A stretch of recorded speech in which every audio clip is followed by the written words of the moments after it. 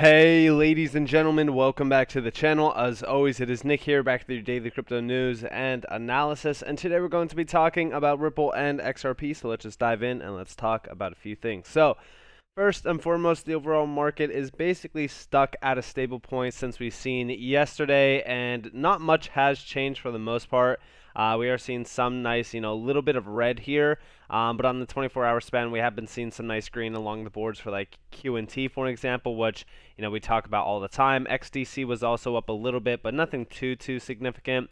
On the 7-day span, we are seeing some nice gains, like for an example, Q&T is up 40%. You love to see it. And of course, other tokens are also up a nice figure. But, when we really talk about XRP, we're not really kind of moving too much. I know that we've been ranging around like roughly the 30 to 35 cent range. To me personally, I think that this is not too bad of an accumulation area. If we do go lower, yeah, sure, I think that those are where like the nice bigger buys will be, and that's also where I'm anticipating getting to. I'm hoping that we do get there, just in case of my buy orders, for an example, getting targeted. We'll definitely have to wait and see if that does happen, though. I'm not really expecting too much price movement this weekend, but of course it could be a volatile ride. Now also, I just want to give out a little bit of a warning on this market. So first off, here is a full breakdown on basically what you want to look at going forward in regards to like stocks and also even crypto. So one, we already went through the July 6th and the July 8th event. We did see the unemployment rate report come out. We also did see like the FOMC minutes, but on the 13th, we do get inflation rates for June. We also get consumer expectations on the 15th, followed by earnings for quarter two. That kicks off on July 19th. And then July 27th is the FOMC meeting, followed by July 29th, the GDP for quarter two recession confirmed. So this is what we're watching for very closely, and I just want to warn you guys ahead of time before you go in and ape into anything right now. Like, this is why I have been anticipating lower price action in the markets. I think that this month could be a catalyst for some major price action movement. And of course, like, anything can really happen. To me personally, I just think that with a lot of these, statistics coming out, or I should say reports coming out, it's going to most likely lead to a bearish point in this market. But we usually always do pump into the FOMC meeting and then kind of drop out after. So definitely pay attention in July 27th, and definitely make sure that you are watching the charts at that time as well. Now also, talking about charts, talking about price, talking about XRP itself. So I tweeted this out just recently saying the future is bright for XRP XLS20 to go live, which is their NFT standard. Flare launching as well. Ripple Liquidity Hub, XRP case win, ISO 2022 going live, possible utility DPEG, global on-demand liquidity expansions, US-based corridors launch, and then also mass exchange listings, Ripple IPO. This is why I'm so bullish on XRP. And of course, like, this is just like the bare minimum of what to expect around this case as well. Like, if we're talking about the case, just the win, this will be a domino effect that will lead to other major things happening. For an example, like on-demand liquidity expansions, corridors launching in the US, mass exchange listings, like all of that will happen after the case win. Before the case win, we could see all of this happening. I know that Flare just got delayed a little bit more, but I definitely am paying more so attention to things around the case. Also, I'm definitely paying attention like on-demand liquidity as well. Now, talking about, crypto, we just seen the banking sector of Canada essentially just get disrupted fully. We do see a Rogers network outage across Canada hits banks, businesses, and consumers. Canada's Rogers Communications said on Friday it was working to resolve its network issues that have caused widespread disruptions affecting banks, police, and consumers across the country. The outage comes as Rogers is attempting to take over rival Shaw Communications. The $20 billion deal has been delayed by antitrust authorities over competition concerns. And of course, like, these outages show how weak the integrity is of the banking sector. I've said it time and time again, like, this is why, we can never trust banks. Like, outages like this definitely proves the point, like, listen, do not just hold all of your wealth in banks. It's one of the worst decisions that you can have. It's very easy to make payments with, a credit card or a debit card and, transfer between a bank. But when things like this happen, your money is essentially frozen. And this is also why I've said, like, you want to be holding hard assets, you want to hold, physical money. And, even with like crypto, right? You never want to just hold all of your wealth in crypto assets alone as well. Like, you kind of want to have some nice, diversification happening there with your wealth.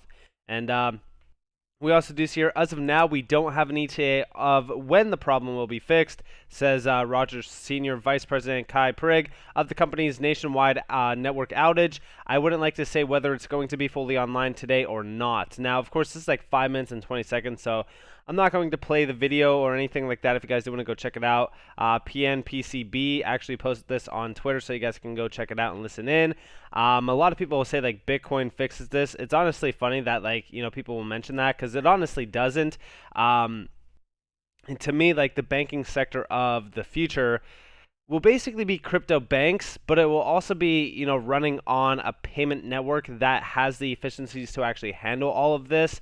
And with Bitcoin, the only thing that Bitcoin is actually solving is just having, that option of storing something and transacting over a centralized network, like, for example, the Lightning Network. Everybody always brings up the Lightning Network. I don't believe that people realize the people who are actually behind the Lightning Network are like some of the most centralized entities. And it's insane to me that they continue to say like it's decentralization or it's decentralized in general. So it's funny to me. But also, we do see over here, Canada is currently facing failures in payment systems and automated teller machines at banks. Another example of why you should have some wealth offline. Like I've said, in regards to this, yeah, I definitely think that we should, pay attention to this. And we do see down here, like, what good is offline if you need online to send? Laugh out loud. And that's basically, like, I think that a lot of people kind of, have this ill-perceived, notion behind banks, like, why hold, money offline if, like, you can't transact with online? I mean, think about it like this, right? You need to get gas for your car. You need to get food. You need to get, necessities. You cannot do that if the banking sector is down. You need to have cash in hand to pay for those goods and services. That's why I always say, like, you need to hold wealth offline as well. And also, anybody saying, like, Bitcoin actually fixes this, just remember that XRP with XPOP on the XRP ledger actually can run offline and facilitate payments offline as well with no internet connection. So XRP actually solves this. And also, we have over here, yet again from Gold Telegraph, central banks around the world are worried about entrenched inflation, rationing, fuel, and putting security tags on blocks of cheese and steaks. Explains why they are worried. And yeah, I mean, like, this is a big problem. Like, we're actually seeing this. It's insane to me that we are basically at this point in time where not only are we seeing like an energy crisis. I don't know if you guys remember just what recently happened over in Germany, but we do see our breaking news. Germany's largest residential landlord will reduce heating for tenants in many of its apartments at night. It begins. And a lot of people said, like, it's winter, right? So why would we, be utilizing heat during like the summer, if you will? I want you guys to understand that this is going to lead into the winter time frame. So they're starting it now and leading into the winter. This is called an energy crisis. We are basically seeing an energy crisis at our hands. This is a problem, and it will most likely be a contagion issue as well that will lead into the United States as well. And we've kind of already been seeing this happen, even with like oil and gas, for an example. Also, inflation with like food products. Like, it's absolutely insane right now.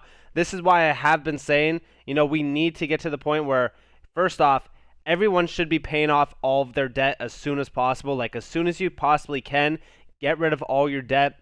Do not overspend and overpay on anything. I'm personally right now, like, not spending money on anything, and I'm just kind of hodling cash on the sidelines, waiting for this market to drop rapidly. That way I could buy the generational bottoms. And like I said, with like inflation at the point that it is at, and with all of the events that we have to wait for going forward within this market and also indices, I do believe that we will see nice generational bottoms. And this is why I haven't been spending money on, like, pleasure items, if you will. Because again, Like a lot of people that I see, especially like my age, are going out constantly, going out to eat, spending money on like things that they don't need. You do not need the brand new car. You do not need the $400,000 house. Try to live within your means. Have, as little as debt as possible, especially if we are ranging into a recession, which to me is inevitable at this point. You want to have as much residual income as you possibly can and disposable income, because at that point in time, disposable income is king. If you have the amount of money, like if you have money on the sidelines that you can invest, especially that even now, right? Then you should consider yourself lucky. Now, all of this is, to me, gearing up for one major event, and that is a full-on crypto-driven financial market. This is digitization of the financial markets and the financial infrastructure that we utilize on a day-to-day basis right now. We just hear U.S. Treasury develops framework for international crypto regulation. July 8th. This got posted just today alone. And, we do see down here like trending, Ripple lawsuit, SEC attempts to restrict expert testimony.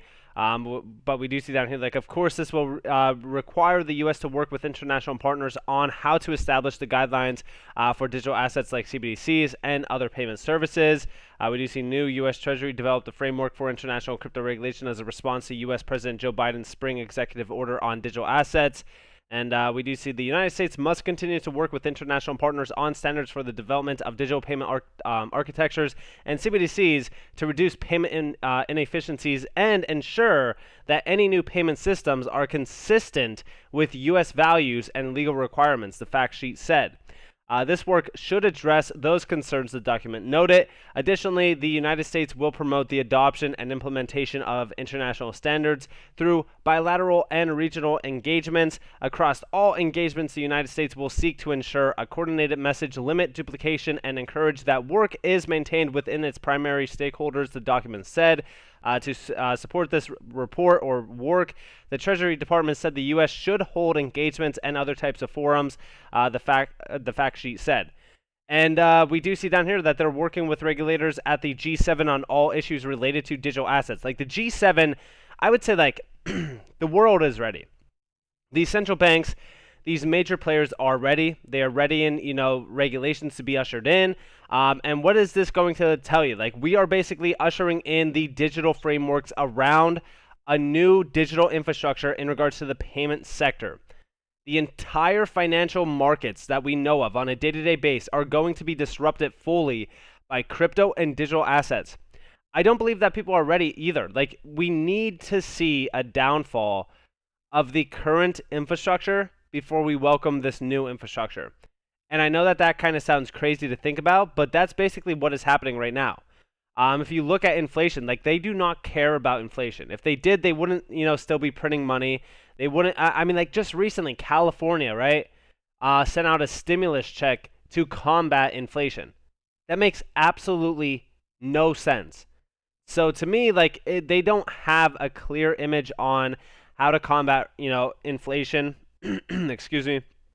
And I would say like things are out of hand. In regards to like inflation around the world, it is far too large now to even, try to fix.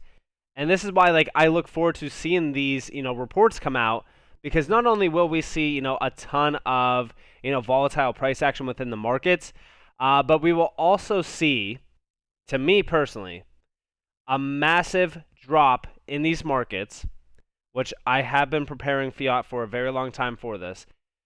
But we will also see confirmation that a recession is near. That July 29th report is key. That's the GDP for quarter two. And if you are seeing a decline in your GDP for 2 quarters in a row, and I actually said this, I believe it was in a video from like 2-3 weeks ago where I said this as well. If you do see a decline for 2 quarters in a row, a recession is confirmed. And to me personally, this is most likely going to happen. You probably won't be hearing, recession talks on the news or on the media, like in regards to like a full-on confirmed recession, like we are now in a recession. You won't be hearing that until probably around 2023. They're probably going to, try to wrap this up and probably try to hide it as well for as long as they can. I mean, like they already have been, in regards to like the inflation rates and the inflation numbers, you know, they have basically been hiding that away and really kind of faking those numbers. We've talked about this. We've discussed the fact that like how could inflation be 8% when gas and rent is up 50%. You go to the grocery store, prices are up roughly 50% as well, almost 100% on some items. Like, it's insane to me that they're still trying to get away with the idea that like inflation is at 8%. So to me personally, definitely prepare for a recession. Even if it doesn't seem like we are getting to that point, I would say prepare for it either way, because to me it's inevitable.